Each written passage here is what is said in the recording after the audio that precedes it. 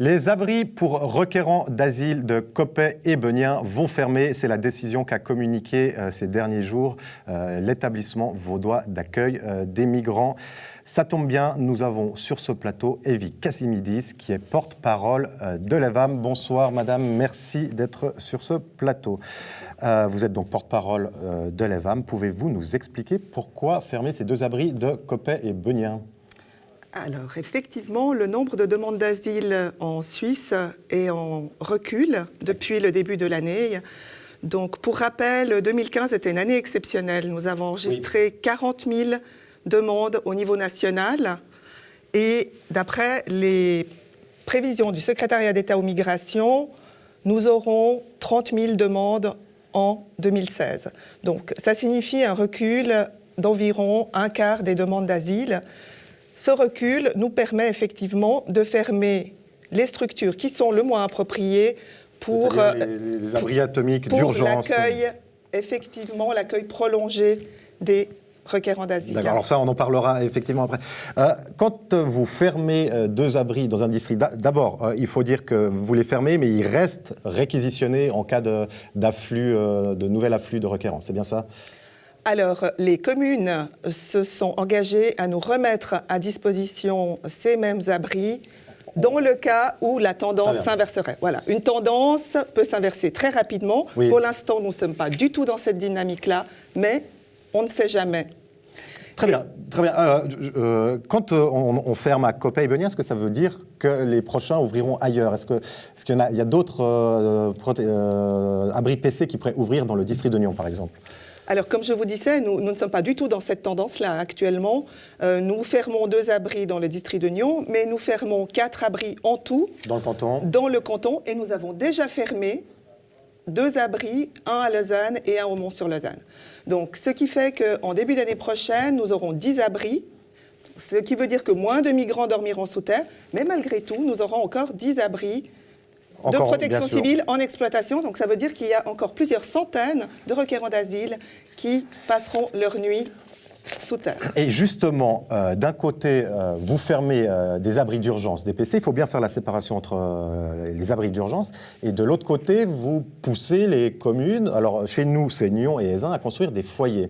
Est-ce que le message n'est pas compliqué à faire passer entre, d'un côté, on dit les flux migratoires baissent, et de l'autre, qu'on doit quand même construire des foyers ? Alors, le projet n'est pas du tout le même. Donc, dans le cas des abris de protection civile, nous avons toujours dit que nous les ouvrons dans l'urgence pour héberger des requérants d'asile et uniquement des hommes seuls.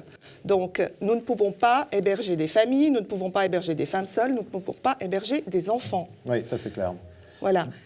Dans le cas des foyers, les foyers sont une structure pérenne qui nous permet justement d'héberger toutes ces catégories de population. Donc il faut clairement expliquer à la population, on ne doit pas confondre des abris PC et la construction de foyers durables. Eh bien non, parce que le foyer durable répond justement à un besoin à long terme. C'est vraiment dans une toute autre dynamique que nous construisons ces foyers. D'ailleurs, si nous avions pu héberger tous ces migrants dans des foyers, nous n'aurions pas ouvert des abris de protection civile. Et nous l'avons toujours dit, ces abris ne sont pas adéquats. J'essaye de ne pas faire l'amalgame très précisément parce qu'à Nyon, le dossier sur la mise à disposition via un droit de superficie, une mise à disposition de terrain pour l'EVAM, pour la construction d'un foyer sera voté dans une dizaine de jours. Il y a des opposants. Vous avez eu vent certainement de l'association de riverains qui s'est constituée avec une pétition. Alors, j'ai eu connaissance de cette pétition, effectivement. Ce qui m'a étonnée, c'est que on ne sait pas qui est à l'origine, en fait, de cette pétition. Et puis, je pense que la liberté d'expression ne doit pas permettre un étalage d'informations erronées. Cette initiative, enfin, cette pétition, oui. Excusez-moi, en comporte toute une série, à commencer par le fait que Nyon serait la plus grande structure d'hébergement du canton. Alors, vous avez l'antenne, dites-leur, réparez ces erreurs. Alors, nous avons le foyer de Crissier, qui a quelques 300 requérants d'asile, donc Crissier.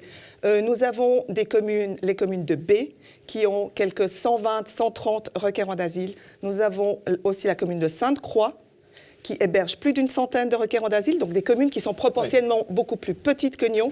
Et puis actuellement, nous construisons à Écublanc un foyer qui sera opérationnel à partir du début de l'année prochaine pour plus de 200 requérants d'asile. Très bien. Evie Cassimidis, merci d'être venue nous expliquer les raisons de la fermeture des abris à Coppet et Benien. Merci aussi de nous expliquer pourquoi il ne faut pas faire d'amalgame. J'imagine que vous suivrez la votation nyonnaise de très près. Nous aussi, on relatera les résultats de ce vote.